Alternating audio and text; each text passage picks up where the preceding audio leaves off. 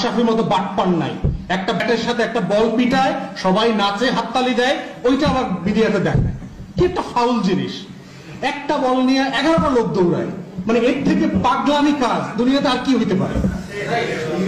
এইটা দেখবেন পৃথিবীর কোটি কোটি মানুষ, হাজার হাজার গণমাধ্যম তারা দিন রাত লাইভ করতেছে, মানে মানে পাগল হয়ে গেছে দেশের মানুষ। অমুক খেলতেছে, তমুক খেলতেছে। কি খেলে? একটা গোল জিনিস, হেডার একটা কাঠি দিয়ে, একটা ব্যাট দিয়ে বাইরে। আসসালামু আলাইকুম।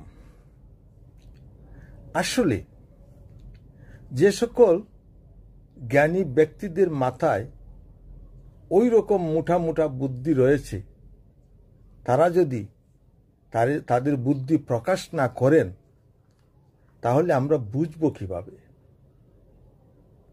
তারা যদি তাদের ওইসব বুদ্ধি লুকিয়ে রাখেন তাহলে আমরা বিশ্ববাসী তো ঠগা যাব।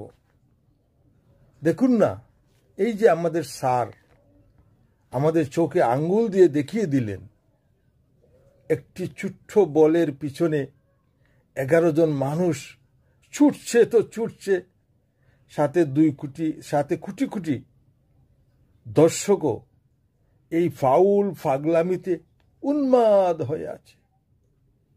আমার মনে হয় কি জানেন, আরো বিশাল বিশাল জ্ঞানী ব্যক্তিরা রয়েছেন, তারা হয়তো এগিয়ে এসে বলবেন একটি ফুটবলের পিছনে 25 জন মানুষ দৌড়াচ্ছে আর তাদের সাথে হাজার হাজার দর্শক হাততালি দিচ্ছে, কিংবা একটি গোলের জন্য ঘন্টার পর ঘন্টা অপেক্ষা করছে। হয়তো বলবেন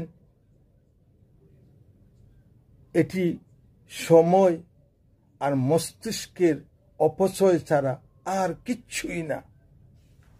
অথবা হয়তো কেউ আরো এক ধাপ এগিয়ে এসে বলতে পারেন যে একজন নেতা মাঠে মাইকে বক্তব্য দিচ্ছেন, তার বক্তব্য শোনার জন্য লাখ লাখ শ্রোতা হা করে দাঁড়িয়ে আছে, দিন গুজার করে দিচ্ছে। কেন ভাই, তাদের কি আর কোনো কাম নেই? কি বলবো বন্ধুরা, কি বলবো? আমরা তো নির্বুদ্ধির মানুষ, আমাদের কোনো বুদ্ধি নাই, আমরা বোকার স্বর্গে বাস করছি। আমাদের আস্তে আস্তে হয়তো বুদ্ধি হবে, আস্তে আস্তে হয়তো এইরকম বুদ্ধিমান ব্যক্তিরা আমাদেরকে জ্ঞান দিয়ে আমাদেরকে সজাগ করবেন। কি বললাম? সত্য বললাম না? আমার বলার মাঝে যদি কোনো অপরাধ হয়ে থাকে আমাকে আপনারা ক্ষমা করবেন। ধন্যবাদ।